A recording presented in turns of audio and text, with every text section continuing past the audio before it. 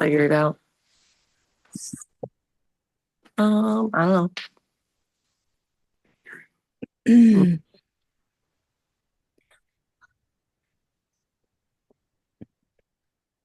Um,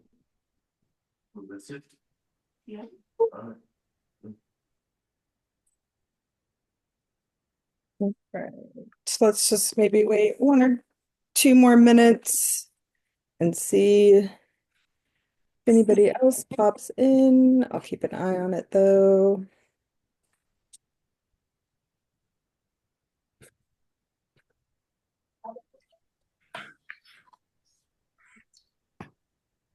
We still got people popping in.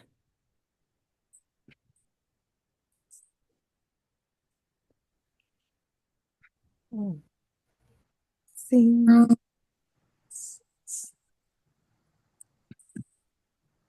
Oh, right.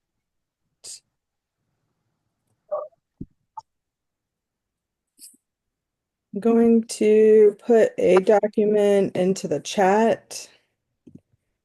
It's just kind of what we'll be talking about today. You can reference it. Um,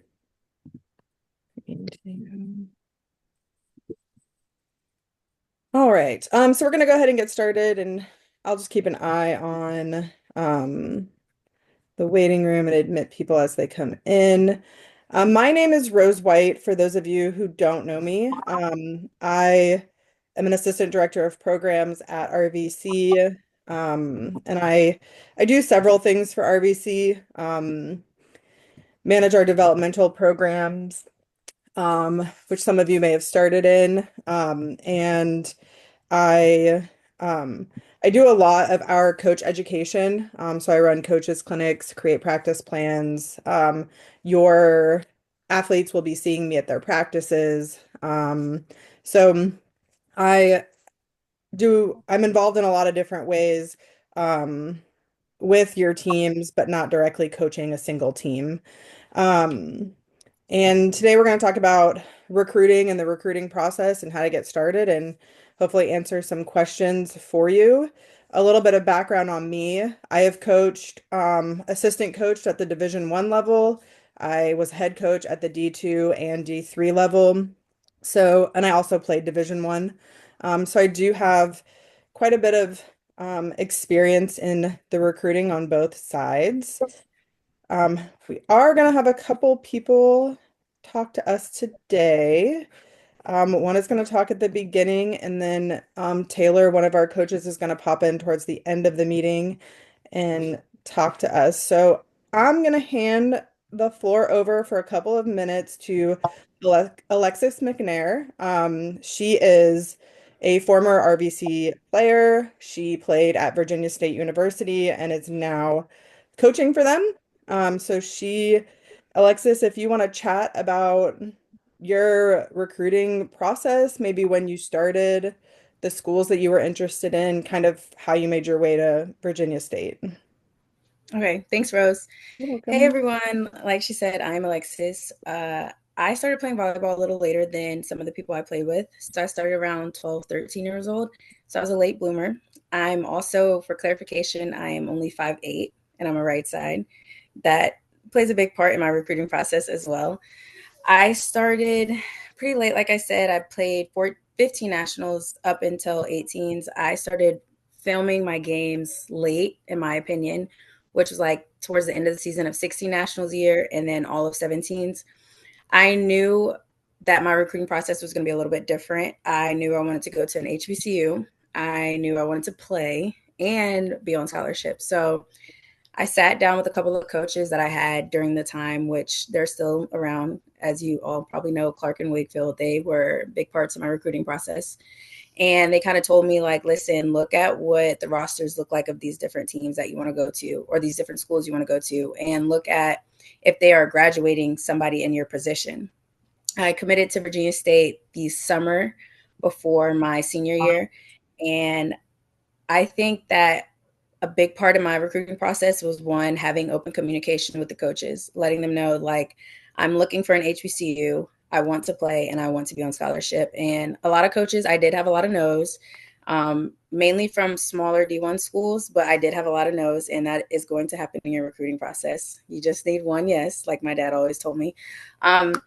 So I started out looking at North Carolina Central and Howard University. For those of you who don't know, those are smaller D1 schools in the MEAC conference currently. And they kind of told me that, like, with my size and my athleticism, that they would only offer me a walk-on and I could find scholarships in academics. But to me, that was still a little bit more expensive than I wanted to. I narrowed it down to D2 schools because I felt like that was more suitable for my skill level at the time. And luckily, I found Virginia State. I was able to be on an academic scholarship and an athletic scholarship, which you can do at the D2 level. I know D1, I'm not sure if the rules have changed, Rose. You can correct me, but D1, you can only get athletic or academic. You can't get both. Depends on what school you're at. Okay. So if a D1 school is fully funded, meaning they have the full amount that they can dedicate, that the NCAA allows them to dedicate to scholarships, then Mhm. you can only be on an athletic scholarship. But there are some D1 schools that are not fully funded, meaning that they split their scholarships. And so if a school is not fully funded, then you can combine money from academics and stuff. Okay, cool, cool. Mhm. I wasn't too clear on that. I just know that within D2 you can get both. Like you can get an academic and an athletic scholarship, which is what I did. And also just knowing if you like the school if you weren't playing volleyball. I think Wakefield told me that during my recruiting process and played a big part because you never know what could happen. You could stop playing the sport. You could get injured for a whole season. You literally never know what could happen. So I went on an official visit with Virginia State and a couple other D2 schools. Virginia State was the one I liked the most. They were offering me the most money. And when I toured, I loved the girls. And I feel like that was a big part of the reason I committed. We also have an excellent arena and locker room, which is another reason I committed. But I loved my experience. I think that in the recruiting process, to all the athletes on the call, I would say be patient. Your journey is your journey, and you cannot compare it to your other teammates on where they are going. For those of you who know, I also played volleyball with Quinn. She went to Penn State. She won a national championship, and a lot of us found ourselves kind of comparing where others were going. But your journey is your journey, and you will find the right fit for you. But I'm more than happy to answer any questions. That's just a quick background about my recruiting process. Alexis, how involved or have you been in the recruiting part now that you're a coach? A lot. I have a lot of coaches who ask me about well, I have a lot of players that I go look at, and then I'll ask the coaches, how's is your player coachable now that I'm looking for players who will be graduating in 2026. And a big part of the recruiting process is how you appear to people at the tournaments. Do you have an attitude? Are your arms crossed on the bench? Did you high five your teammates when you came off the court? I was looking at a setter, I think it was last weekend, and they had a terrible loss, and I kind of wanted to see how she reacted at the end, and she didn't high five her teammates immediately. Excellent. Your attitude plays a huge portion. You can have all the skills you want in the world, but if you are not a good teammate and you're not coachable, a lot of coaches will not want you on their roster. I've also helped some of the girls at Virginia State transfer out. That comes with like other college coaches calling me saying, how are their attitude? How are their grades? What did they do if they were benched for a game? So like little things that you might not think of that factor into your recruiting process play a huge part. When it comes to communication, like emails, مش هينطق ده Stephanie Hilton. what is an email like? Can you give an example of an email that you're going to actually like investigate and look at, an example of an email that you're just going to probably like graze over and like not really pay attention to? I look at the emails one when the player addresses the correct university. That happens a lot when you're sending out mass emails to different schools. Make sure you have the right name of the university and the right name of the coach, because if you don't, it 9 times out of 10 won't even get looked at, because that's just a small detail that's quick and easy to fix, and it just shows that your lack of ability to pay attention to detail. I also pay attention if they mention their grades, because 9 times out of 10, if they mention their grades, they're pretty good, so they're pretty serious about their academics as well. And in college, you have to have a certain GPA to play anyway, so that's pretty important to us at Virginia State. Um, a link to either a huddle or a YouTube with their highlights. We typically like, as coaches, I would say at Virginia State personally, we like when they're short and to the point. We're not going to watch a 15-minute long highlight tape. It would just need about, I would say, 2 to 4 minutes is good. Also, when they specify what degree or what they want to major in when they come to Virginia State, because that's also important, knowing if the university has what you actually want to study. And if you don't know, be honest in that email. Say, I'm not sure exactly what career path I want to go to, but I'm interested in your school and you have a lot of programs that I would be interested in, things of that nature. And also, of course, your height, how high you can jump. If you have your speed, your like 40-yard dash, some athletes include that. I'm trying to think of what else. I think What that's about pretty much like spelling errors? Like when I was towards the end of my college coaching career, I would get like an email that said like, please watch my video PLZ. No, absolutely not. It Okay. should be a complete professional email. I would say, especially, yes, we hope that these athletes are sending out their emails, the emails themselves, but parents, I would advise you to look over the email just in case, like maybe their first couple ones that they're sending out, just because simple spelling errors or grammatical errors just come off as like, I don't want to say not professional because 9 times out of 10 they're under 18, but it just comes off like you're not serious about it. Like you sent me a text. You have to remember that you're sending an email and it's a professional setting. You should not be using LOL. You should not be using OMG or, like you said, PLS or emojis. So just remember you're conducting yourself in a professional way. This is a business action per se. I know a lot of people will get excited, but this is still business at the end of the day.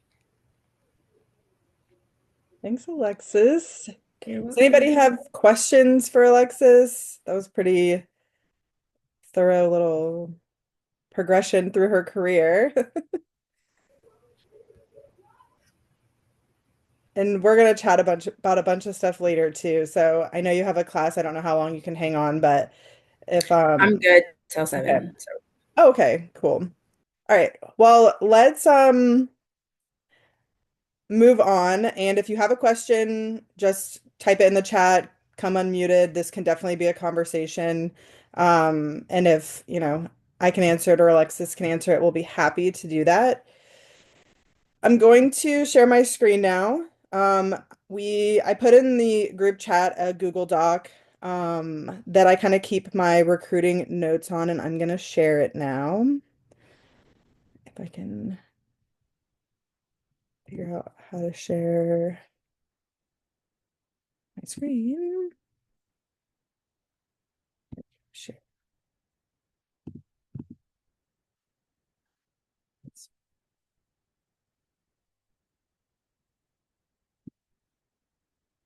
All right.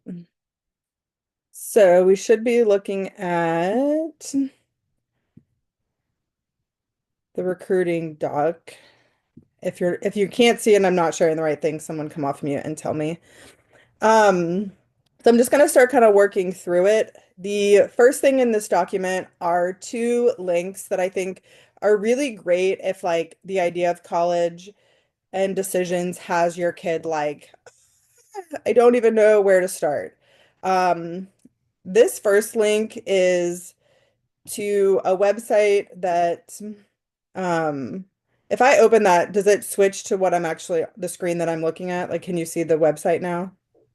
Yes. Okay, perfect. So I like this website a lot because you can kind of like narrow down the schools by a bunch of different criteria, location, the kind of institution, the cost, how selective they are. If you know your scores, you can put your scores in there. And it's going to bring up all of all of the colleges and universities that are in your criteria. So you're going to get a list of schools that you might not have even known fit your criteria, or your kids' criteria, and there's a whole world of schools out there that are not SEC, Big Ten, ACC schools. And I think that those are the ones that we see in the news all the time. So everybody's like, I want to go to Virginia, I want to go to Louisville, like these big time schools. And there's so many options out there. Um, Fun fact, there's like 380 Division I programs. So if you can kind of think about the Division I programs that you know off the top of your head, probably doesn't even come close to 380. So, and then there's that many or more Division II and Division III schools. So this is a great website to just kind of look through, learn about some colleges that you might not know even exist, that might fit your criteria. The next one is the Big Futures. It's another kind of interactive website for colleges. There's a college quiz, a career quiz. There's some things that you can do if you're not sure what you want to do yet, where you want to go to school. And there's just a lot of really great um, ways to kind of do some exploration on these two websites. Fun fact, when I was in high school and looking for colleges, Big Future was a book and it was like this thick and it had every like college and university in the country in it and it had like all the information and my mom bought me this book and I had to like look through the pages and look at what schools I was interested in. So now you have it at the tip of your fingers, which is great. There's a link to the NCAA clearinghouse. So if you are getting, sophomore, junior, definitely if you're a senior, you're going to want to get into the clearinghouse. It's a organization that basically just follows, make sure that you're following all of the rules and requirements for being eligible to play. So you'll get a clearinghouse number. A lot of times when you're communicating with the coach, they'll ask for your clearinghouse number. Alexis, when do you guys start looking at clearinghouse stuff? I want to say, don't get me the line, but I believe they're the beginning of their senior year, I Okay. believe. Yeah. But I think you can register before that. You definitely can. Yeah. Yeah. The next link is for University Athlete. If you guys don't know what University Athlete is, it is the number one recruiting tool for colleges. I don't believe anybody uses anything else at this point besides University Athlete. And when we register you for a tournament, some of your information automatically populates into University Athlete, but you can also link your own account to University Athlete. So you would request an athlete account, and then you can make sure that your jersey number, your height, your position, your graduation year. I believe there's a spot for you to put a link to video now. Have you seen that, Alexis? Yeah, yeah. So you can link your video to University Athlete. And basically, what it does is when a coach is at an event recruiting, they pull up your court, they pull up your team, they click on your name, and they can make notes about you. They can, tag you to come back and watch you later. It's just like where the coaches keep all of their recruiting information and then they can export it to themselves after the tournament's over. So it's really, really important that your information is correct in here. I would say, especially if you're playing if you're graduating, but you're on a 17s team, or you're playing in a different age division than you are, your age you should be playing in, playing up or something, then you're going to want to really make sure your information is correct so that if a coach starts looking at you, they know what graduation class you're in, because the needs do change from year to year what they're looking for. I was just going to hop right in, Rose, and say that I think every athlete should be on University Athlete. It's super efficient, super effective, and it increases your chances on getting recruited. And it's free.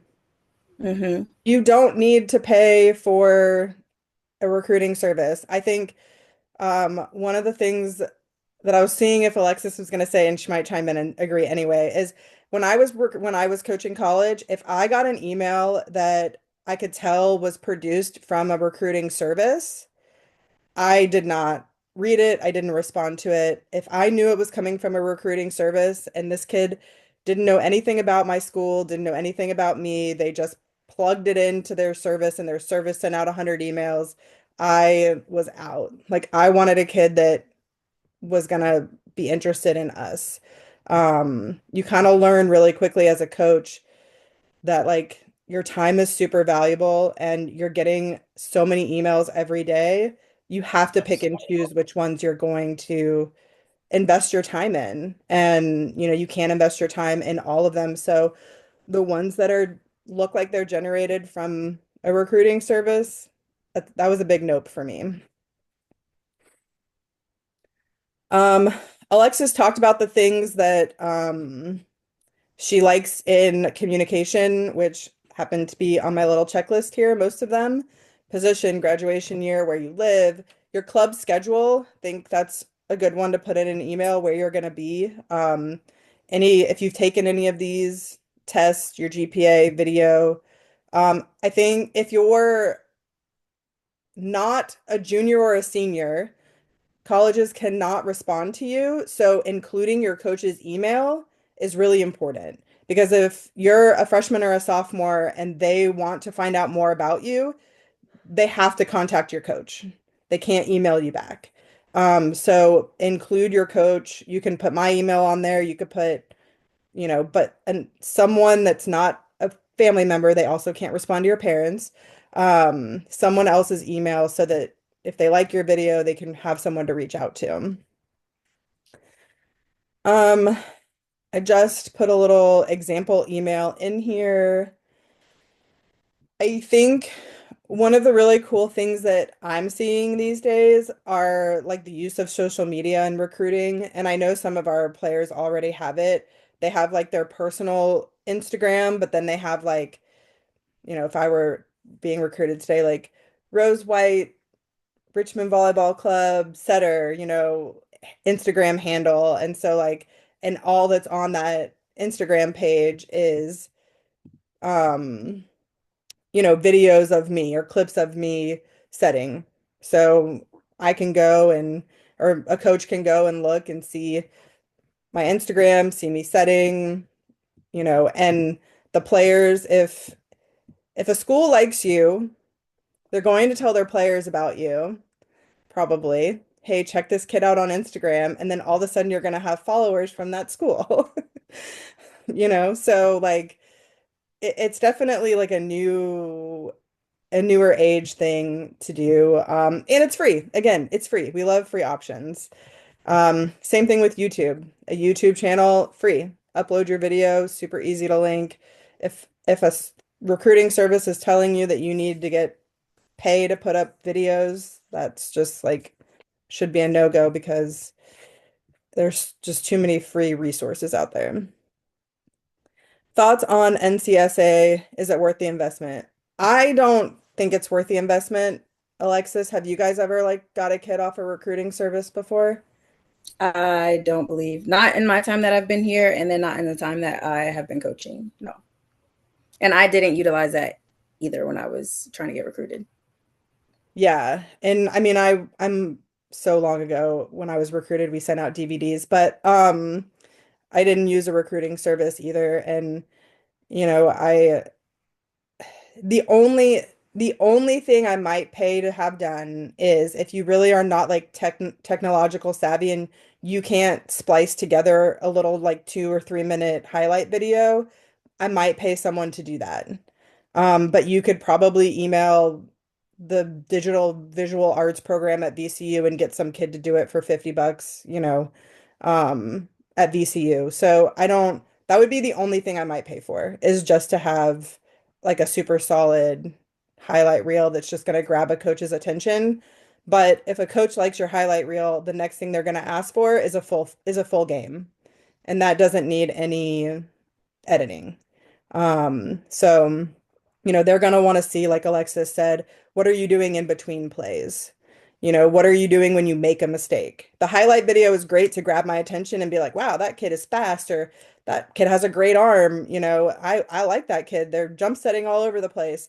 But then let me see the full game. Let me see what they look like when they miss a serve or they have a great set, but their hitter, whacks it in the net. What are they doing? And so that doesn't really require.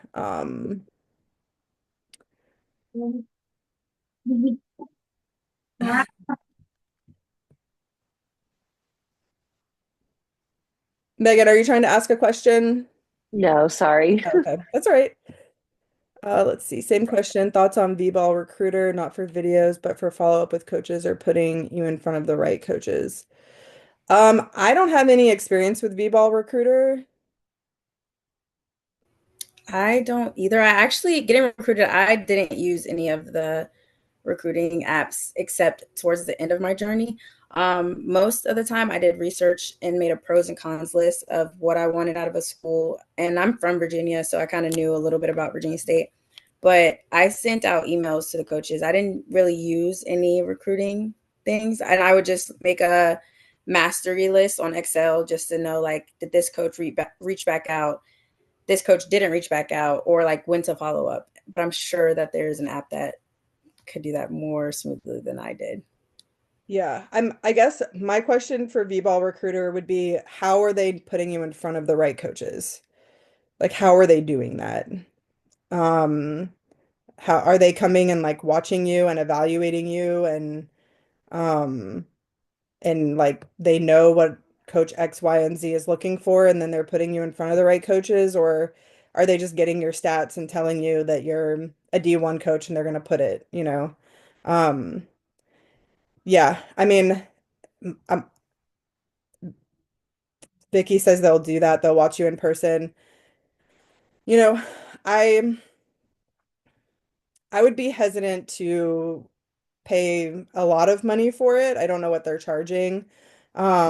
Because coaches like to do their own work. Yeah. Um, and I know for me, and I coached at kind of smaller niche schools, and so if you weren't looking for my kind of school, then it wasn't really worth having a conversation with you about it.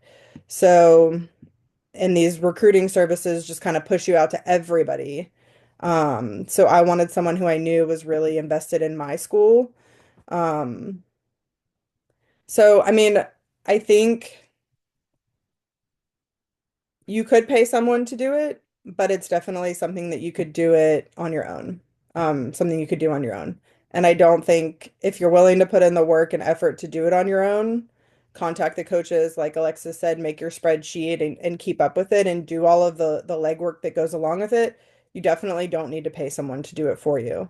There, I don't think that they're going to put you in front of a coach that you can't put yourself in front of, put it that way, by emailing, by communicating with them. And but if you're strapped on time and that's something that you want to do, then it might be a good path for you. But recruiting does not need to cost you anything. It doesn't have to.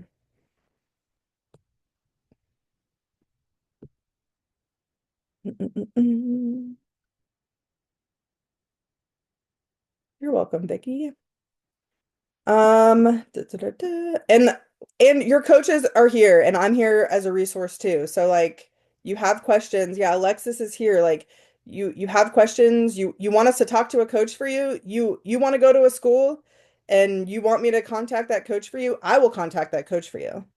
Like I will reach out to them and contact them for you and see what they're looking for and then I'll give you the honest truth. If they say that you need to touch 10.5 and you only touch 9.6, like I'll tell you, you know. So yeah, utilize us too. We're here to help. The next thing on my list is showcases. So showcases can be a great place to get in front of coaches too. I remember at least one kid that I got from a showcase, loved her. She was great. And I used to coach at Virginia State too. She played for me at Virginia State. Um, there is a showcase coming up at Capitol Hill. So if you're going to Capitol Hill this weekend, you could participate in that showcase. The Capitol Hill showcase is probably going to have coaches that are a little more regional, East Coast um, coaches. There is another showcase link here. Oh, it was on that one. They're doing another one at Big South in March. I I don't believe you have to be playing in the tournament to be in the showcase. So you can register even if we're not playing in Big South if you want to go down to Atlanta and do the showcase. But there is one right here in DC, and these are just a couple. So if you're going to a different tournament, there might be other showcases. The smaller tournaments are probably going to have more local coaches, but like Big South is a huge tournament. There's probably going to be coaches from all over the country at Big South. Um, and a lot of them now will actually they video them and there's an option I think to like get a video of yourself at the showcase too.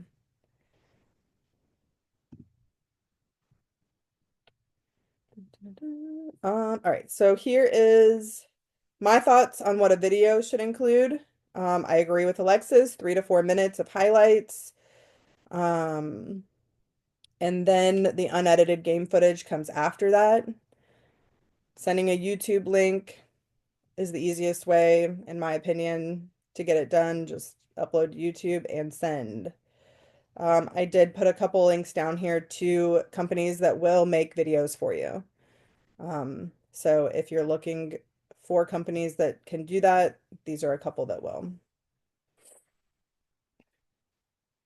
All right, moving along. So for me, it may surprise you because I'm hosting this call and haven't stopped talking since I got on it, but I had a really hard time making phone calls when I was doing the recruiting process.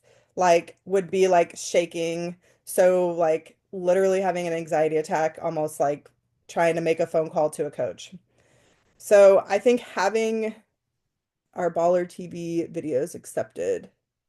Yeah, yeah. I mean, if you have Baller TV video, I would send it. Sorry, got off track on a message in the chat. But having these questions in front of you when you call a coach can be really helpful than just trying to create a conversation like off the top of your head.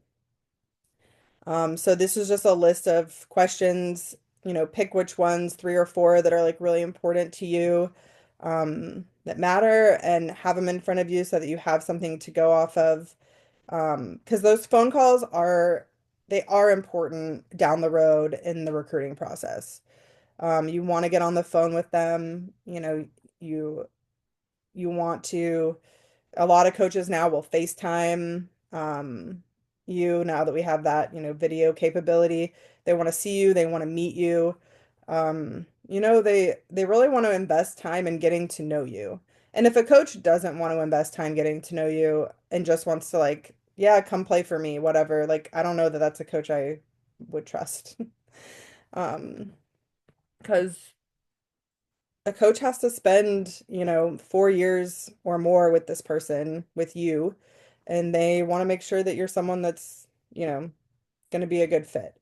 So get on the phone, make your phone calls. And for recruiting rules, a coach can call you July 1st of going into your junior year. But if you're younger than that, you can call a coach anytime you want. And if they pick up the phone, they can talk to you.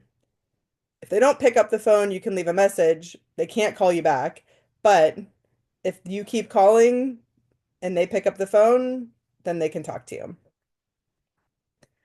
And then if you get them on the phone and you say you want to come to campus, they can have a little chat with you too, if it's the correct time. There's some calendar issues, but they'll let you know. And I think if you throw this in Google, like questions to ask college coaches and recruiting, there's probably like several lists of questions that will pop up. I don't know if they do this at a lot of schools, but I know at Virginia State we also do. So like you'll have a phone call with the coach and then you'll have a like group FaceTime or Zoom call with the actual girls on the team before your visit so that you can kind of ask them real questions without a coach present. Because sometimes, I'm not gonna lie, sometimes coaches might sugarcoat some things, but typically the athletes are pretty honest for the most part. And you can ask them like questions that might not even and relate to volleyball How's the without a cafeteria coach food? present. You said what, Rose? How's the cafeteria food? Oh boy. Depends on school. So, yeah, I mean, I think a lot of schools are doing that now. Getting a Zoom or a FaceTime with the players before they're coming. So, I've been out of the college game for a little bit, so we didn't really do that much when I was recruiting, but I think it's a lot of schools are doing it. Um, the sort of, I think, in my opinion, if you're gonna spend money on recruiting, camps are probably like one of the best ways you can spend your money on recruiting. Um, so, if you want to play at Virginia State and they have a summer camp, go to the summer camp. Send the coach an email, give him a phone call before you go to camp and say, "Hey, I am really interested in your school. I'm going to be at camp. I'd love to meet you. I'd love to meet the players. If there's any way we could get a tour, like let me know who I should contact to set that up. Like let them know that you're coming to camp, that you're excited about camp. Um, but I think it's a great way for you to see the campus, stay in the dorms usually, eat the food, meet some of the players. Just, like see if it's a place that you would want to be. And if you're younger, if we have any of those like 13s, 14s kids on here, just because you might not wind up at that school, going to a campus and staying on campus and just having that experience might tell you a lot about the experience that you're eventually looking for in college. If you get to a campus and you just feel like swallowed up because it's massive and huge and you realize like this isn't for me, then maybe you want like a smaller school. So, go to a smaller school's camp and see how that feels. But I think camps are just such a great way to um get recruited, get in front of coaches. A lot of times at college camps, other college coaches are there working them. And so you're not just getting in front of those, that college's camp or that college's coach. You might be getting in front of a bunch of different college coaches that see you, meet you, especially some of the bigger schools. I'm from Gainesville, Florida, so I worked the University of Florida camp probably 8 years in a row. And they had coaches, assistant coaches from all over the country working Florida camp. So they're just a really great way, in my opinion, to spend your money if you've got that money to spend. When I was at Virginia State, I recruited a kid from Texas who came to one of our camps when I was there. We got and I've got a couple questions. Let's see. From initial introductory email, when is it appropriate to email again, especially if the coach hasn't replied? And when would you suggest emailing sophomore year? Um, so I think this is sort of how I would gauge like my first batch of emails. I would probably pick 10 or 15 Division 1 schools, 10 or 15 Division 2 schools, 10 or 15 Division 3 schools, and I would email those 45 schools. And then where I got the bulk of my emails back from probably is going to tell me what level I'm looking at playing in. I don't think that there's an appropriate time to email them back again. I think if you're really interested in the school, email them again. Like I said, coaches get so many recruiting emails every day. It's like inundation. So they might miss the first one. They might also like, oh, we don't need a setter. And now we have this transfer portal issue. And so now all of a sudden in the spring, I do need a setter. And so I'm now, gonna go back and maybe look, or if you pop up again right there and you're a setter and hey, okay, let's check you out. So I think if you're really interested in the school, I mean, I would, until I got a no, I guess is my answer. Until I got a no, no, thank you. I think you can keep emailing. And yeah, e email freshman, sophomore, get in front of the coaches that you want to get in front of, in the schools that you want to get in front of. Um, I was like, when I was doing the recruiting process, I was open to anything. So I was literally sending my DVDs and emails all over the country. I wound up in California, as far away as I could get. So, you know, it kind of depends on the size of net you want to cast as well. If you're just gonna want to stay in Virginia, then you have a smaller net, and you can really hit all those Virginia schools and just see where you fall. Um, it just kind of depends on what you want to do. That was kind of a long-winded answer to that question. I apologize. Where is the best place to look for men's volleyball camps? Do you have a website you recommend for that information? So I would, for boys and men's, I would look first at you're only going to really find the camp information on their like athletic webpage. So if you know you're interested in King University, which is where I would say a handful of our RVC boys have gone, I would go to King's athletic page and look for their camps. Um, and I mean, that goes for the girls too. You're just gonna kind of have to look at those athletic pages and see where the camps are. I'll do some digging and see if I can find a website that has them organized, but I don't think, have you seen anything like that, Alexis, that has like the camps actually organized? I have not. Yeah. And I'm not familiar at all with men's volleyball recruiting process. I'm so sorry. I'm not a help to that. I mean, it's pretty similar. The pool is a lot smaller.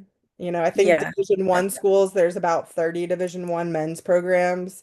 There's a bunch more Division Two and Division Three, but the pool is much smaller for men's volleyball when you're looking at schools to play. Um, One of the other paths that we didn't really talk about yet, but I think is a really great path to take for some athletes is the junior college path. So if you're not like, I immediately need to be in a 4-year school, but I'm not getting a lot of interest back from 4-year programs, maybe junior college is the way to go. And there's really great junior college programs that have great transfer rates into 4-year programs. And, I follow the University of Florida because I'm a Florida fan, but the outside for the University of Florida this year started in junior college. She went junior college, then she got recruited to UNLV, and then played her last year at Florida. So, junior college, I don't want to skip it because for some of our athletes who maybe got a later start, or just need more time to develop as players, junior college might be the best path for you. And they have money, they have scholarships. And like I said, a lot of them have really great transfer rates to 4-year schools after that for playing, not just like to go to school, but actually like the kids are getting scholarships, they're getting to play from junior college. So I just want to throw that in there.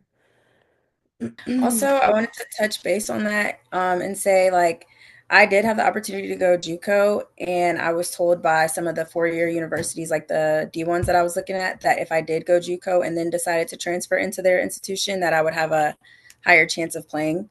But that wasn't as important to me. So that's why I didn't choose that route. But if I wanted to go, like, Howard was always my dream school. If I actually wanted to play at Howard, JUCO would have been the smarter decision for me to do that. Yeah. Yeah, it's definitely a path. And yeah, I played with a girl in high school who played at Indian River Junior College in Florida and then transferred to Delaware State and finished at Delaware State. So it is definitely a path if you are, not hearing too much back from the 4-year schools. I think I saw Taylor pop on. So Taylor played, are you here, Taylor? Yes, hi everybody. Taylor played at VCU. She is not an RVC person, so I have not heard Taylor's story and how she ended up at VCU, so I'm excited to hear this. Do you mind telling us how you got there? Yeah, of course. Can everyone see and hear me all right? I can hear you. Yep. Okay, perfect. Sorry, I coach the 12s team here, so I just got out of practice. But so my recruiting process was a little different. So I'm originally from Arizona. That's where I was born and raised, and I was getting recruited right in peak COVID. So it was a lot of COVID. Tournaments were still kind of iffy. So it was a little bit difficult, but I something really important. My dad's also a coach, but he's a football coach. But something very important is to send out lots and lots of emails. So I sent out emails to almost like so many schools that I wanted to look at. I wanted to play Division 1 or Division 2. I was honestly looking at everything. So what I ended up committing to, I went to a school called Chaminade. It's in Hawaii. So that was my dream. I really wanted to go play volleyball in Hawaii because my dad's family is all up there. So that was the main reason why I wanted to play up there. So it was a Division 2 school called Chaminade, and it was more of a smaller school, and I really liked it because at the time I wanted to do nursing, so that was very important to me. I wanted to be able to do nursing school and also play volleyball. So I was there for a semester, and then I ended up going into the transfer portal. So through the transfer portal is where I found VCU. So the reason I went in the transfer portal is because I wanted a little bit more of the college experience. I loved Chaminade, but it was also a private school. And so like the scholarships, like there was like partials, but not really, like it was pretty expensive. So I went into the transfer portal and again emailed. That's the one thing I'm going to say, like email. It's so important to send emails, do research on so many schools. So I sent email to VCU, and I knew of VCU because another girl from Arizona, her name is Jasmine Knight. She's a middle on the VCU volleyball team. She goes there. So I was like, oh, I know VCU. So I emailed them.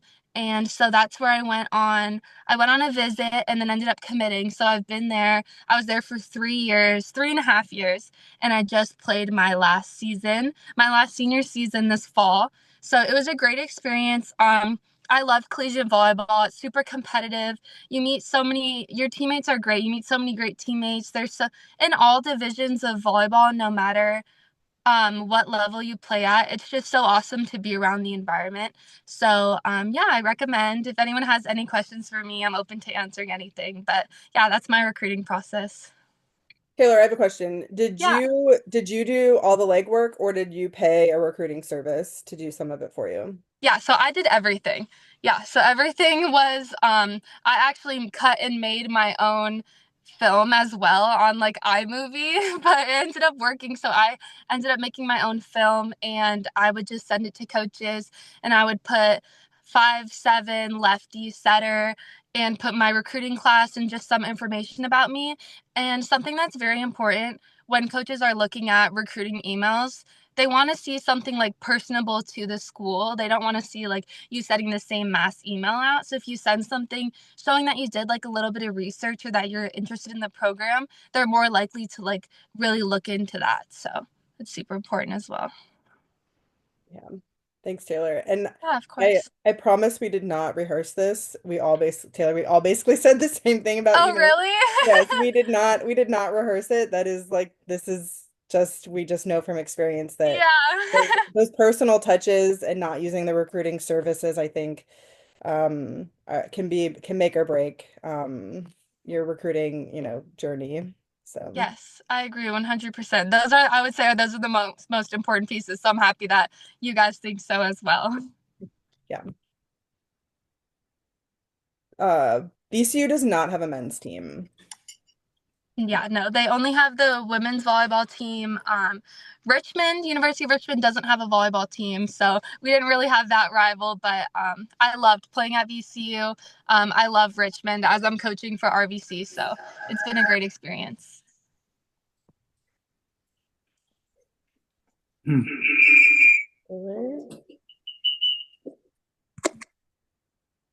All right, Taylor, if you just want to hang on, I'm going to answer a question from the chat box and then maybe we'll get a couple more too. Yeah. We were talking about junior college before you came on, and the question is, where do they continue to play? So the junior colleges have teams. They have teams, they have coaches. And so they play like a regular season like they're in college. So that's where they continue to work on their skills and improve um and then transfer after, they get finish their 2 years.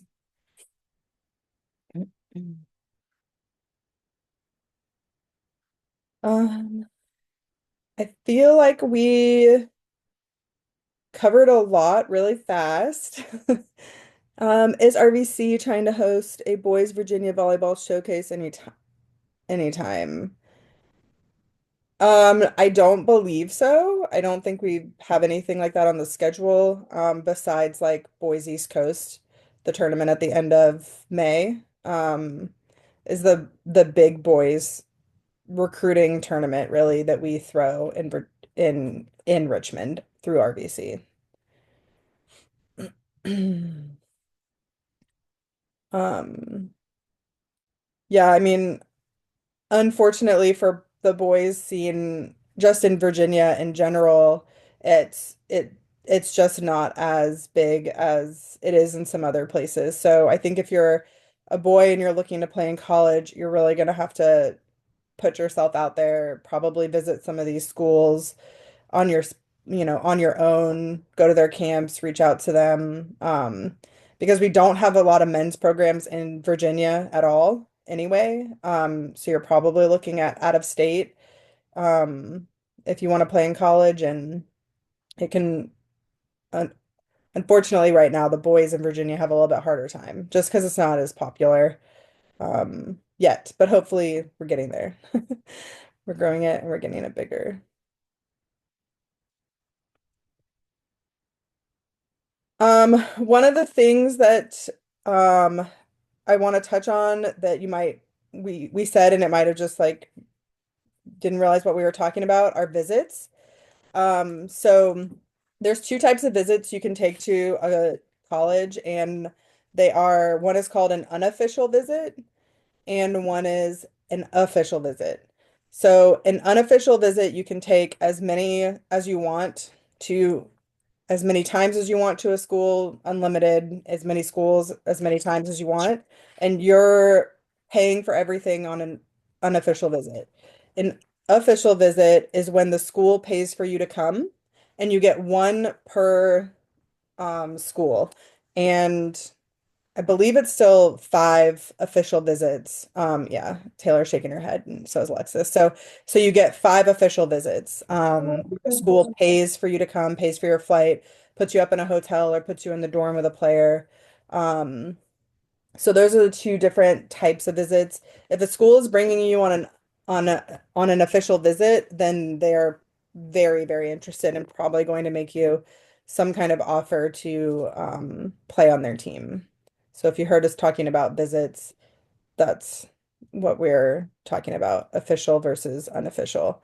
Um, and so you can start taking your official visits in your junior year now, which is new. When I was playing, it was senior year, but you can start taking official visits in your junior year, but you can take unofficial visits whenever you want. You don't have to wait till you're a junior. You can take an unofficial visit, um, check out the campus.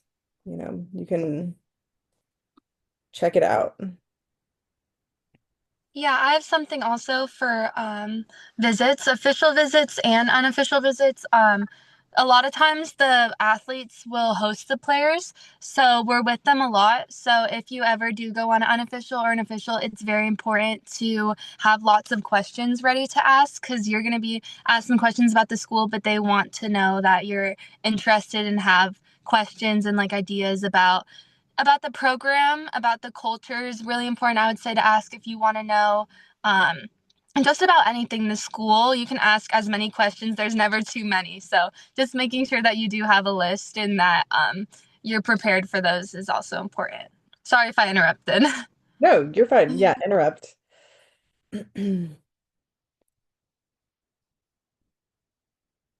So that's kind of your whirlwind um, recruiting kind of talk. I think like the biggest takeaways are work on your emails, research your schools, and then include us in the process as much as you want to. have us reach out to coaches on your behalf. Include us in the process. Let us know what schools, even if you don't need us to reach out, what schools you're chatting with, so that if they do send us emails, asking about kids, or call the office and ask. And, sometimes I'm like, I don't know if this kid is interested in your school. Maybe they are, maybe they aren't. If you're not, I'm happy to tell a coach, thanks, but no thanks. They're only looking in Virginia and you're in Missouri, so I know they're not going there. Um, include RVC, include your coaches, me, as much as you want to in your recruiting process, because we are here to help, and we want to get you where you're going. But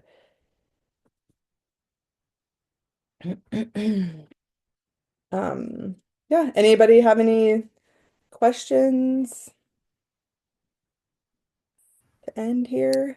I'm about to hop off real quick, but I just want to say thanks for inviting me, Rose. But also, if you guys ever need any help with looking over emails or anything, I'm also here. And make sure that your kid knows what they want out of their university. I feel like that's a big part. As long as you know what you want out of your university that you attend, you can know whether this is a place I want to go or this is a place I definitely don't want to go. Yeah. That was my last little tidbit. Thank you, Alexis. You're welcome. Well, there's lots of thank yous coming through in the chat box. You're welcome. If you are thinking about this later tonight and want to shoot an email to me, my email is, if you get a question, rwhite@rvc.net. I'm putting it in the chat box. Happy to answer a question or find out the answer for you if I don't know. I'm gonna look into some boys stuff and try to get some boys information out to you guys to help you, since it seems like it's a little bit harder to find information for you guys. But yeah. Hello. Hi. I came really late. So is there an access to this recording? Will you be emailing it to us? Yes, I will email it, and RVC has a YouTube page. It'll also go up on the YouTube page. Okay, sounds good. And I have a son, so obviously more information for boys recruitment would be appreciated. I don't know what was discussed. Like I said, I came in really late, but thank you. You're welcome. Yeah. I just put the link to this Google Doc in the chat box again if you want to just look over the Google Doc. It's really just like a place where I keep ideas. It's not like anything super fabulous. Okay. But Thank you. you're welcome. All right. Well, I'm gonna let you guys get back to your Monday night. Thank you for having me. Thanks, Great Taylor. talking to Thanks for you. hopping on. Hey, thank you all. This was really informative. Great. Thanks. All right. Bye, everyone.